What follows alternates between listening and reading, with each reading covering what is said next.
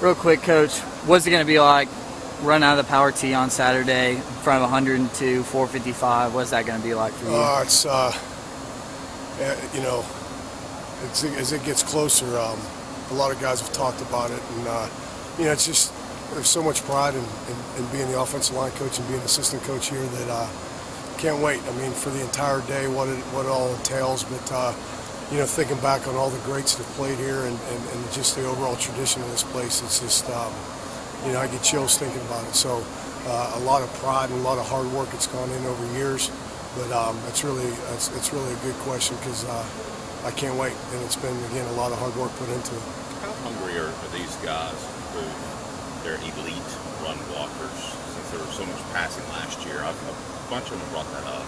Well, we're going to find out, and we are. And they're the point's been known and made to them throughout this spring and this fall camp of exactly what's going on in the past and exactly what we need to do and what we need to do to take the next step in the right direction as an offense and just the overall mentality about what we do and what we want to do offensively. But you know, it's time to step up and play physical.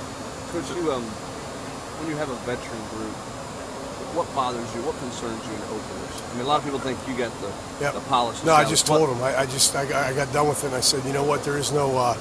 You're not just going to be doing your own thing out there.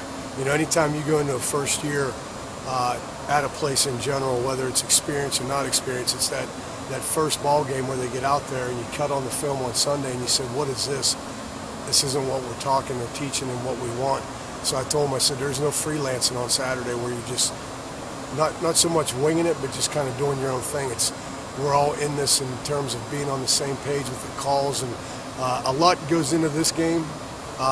As we started the preparation in the fact of all the communication calls, all the things that, you know, even though they're veterans, it may seem as though, yeah, we know.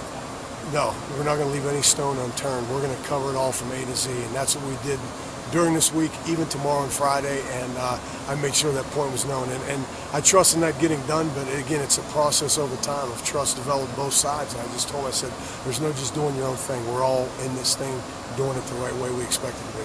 A lot's been made of the fact that you have a lot of upperclassmen, but you got upperclassmen at tailback too. How much does that help the chemistry between the two groups? It's good. You know, I mean, obviously they know each other like they do. You know, there's some different things that we're doing running the football that they've, you know, I guess the health part of it was key in the fact that in the spring, the repetition of the run game of over and over. And I think, you know, as we went through this fall of the backs being on the same page with us about the run reads and all those things and just everything clicking that way. But the experience that some of the veterans the backs have is valuable. A lot of people say that the best leadership on teams, or the best teams have great leadership from the offensive line. Why do you think that is? As an offensive line coach, I imagine you've seen some good leaders and some not so good leaders in different years. Well, my favorite saying is it all starts up front. Well, you know, there isn't a game out there that it doesn't. You know, it's like, you know, the other one is we got to win up front this week.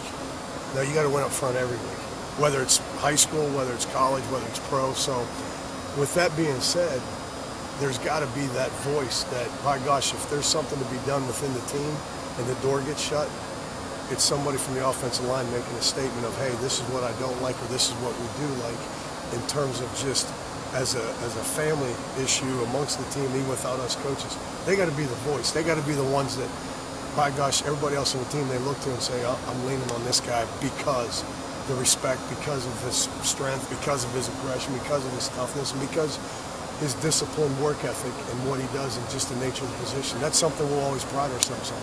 What do you feel like this group is going into that opener? I know that, you know, the issues, a lot of them pop up after the opener and some things, you know, get exploited or what you expect or didn't expect, but you all have pushed them a little bit at times in camp, and you seem to think they've responded pretty well. What do you think they are right now? It better be angry, and better be the hard edge that we've been talking about, and you're exactly right. It's you know, we're going to see on Saturday, and I expect us to come out with an attitude and a demeanor about us that it's a lot of work that's gone in, and for the veteran guys, it's been over the course of time, for the years and what they've gone through, that there better be a hard edge to it.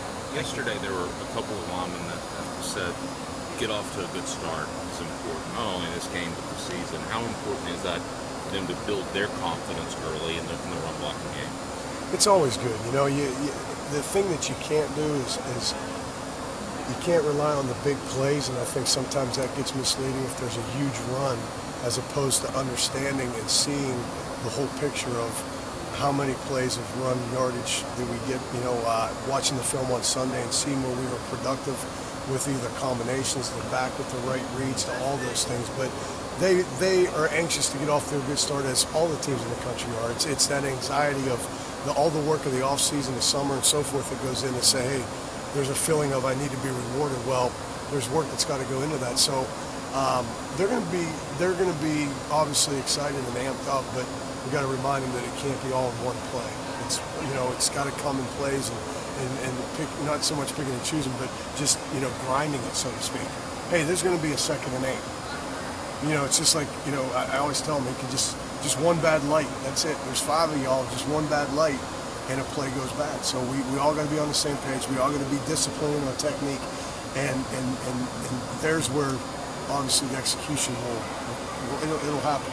How much do you challenge those guys to get them to help Justin as he sort of eases his way into that Saturday? That I really haven't. I mean, just because I know I've seen Justin around them, and when they do things together, as it's been in the off season, and I know their relationship already, that there's the respect factor, there's the work ethic that Justin has proven, that there's all of that, the respect and leadership that he's shown, and the respect that they've shown him, and I guarantee the other day I came in, I guess it was Sunday, and they were in the team meeting room watching film, and Justin was running the clicker, so he has a hold of it in terms of control with his command and that type of thing, and there's a respect. How valuable is that dynamic then, that you've seen it already out of the quarterback and his offensive lineman? It's really, I mean, it's his command presence.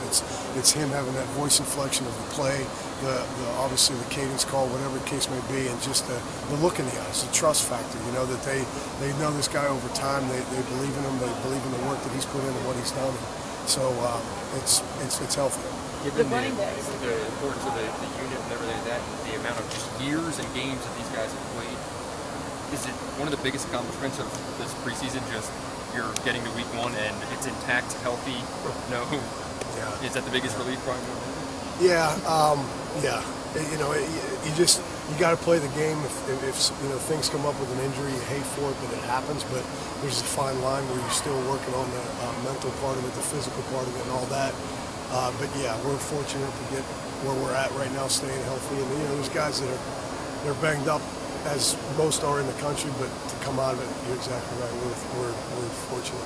The running backs are the veterans of this offense, and this offensive line has never been described as a great run-blocking team. How much improvement have they made over camp, and is that really an emphasis for you guys? Absolutely. We have improved, and really the biggest thing, finishing a practice, finishing a scrimmage and all that, yes, we'll chart how much yardage we had and whatnot, but I'm more concerned about negative yardage plays. Why did they occur? Was it, was it one guy that was poor on a landmark or his footwork? Did the back make a wrong read? Was it maybe not a great look? Whatever the case may be, but we made progress this fall camp to where we eliminated what we had in the spring from that standpoint, which has been positive. And as I mentioned earlier, we can't rely on the big plays. Like, the one scrimmage, we had a big chunk play that went for, obviously a big run.